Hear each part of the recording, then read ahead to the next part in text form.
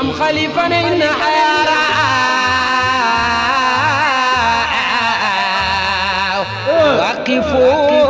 waqifuuna bi baabikum yaa sidi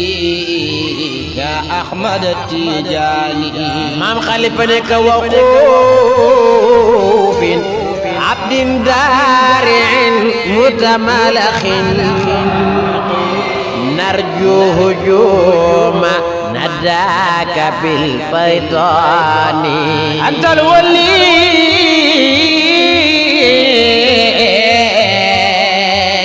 ibnul wali ibnul wali ibnul wali ibnul wali al-amaani antal wujudi wa sirru sirril wujudi antal mumiddu lil awliyaa'i asmaani na yara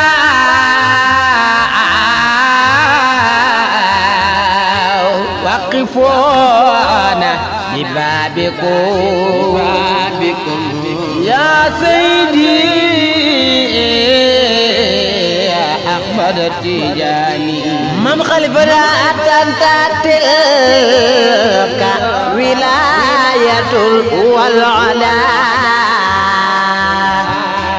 li janaabil xatmil anbiyaa'i adnaani maam Khalifa ne antal wali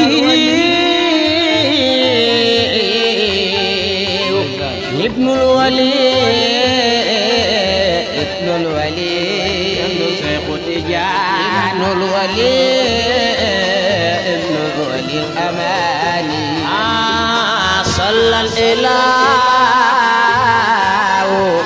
alayhi ma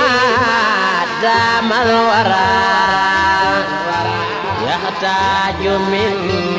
faydaanihi nuraani jërëjëf maam Khalifa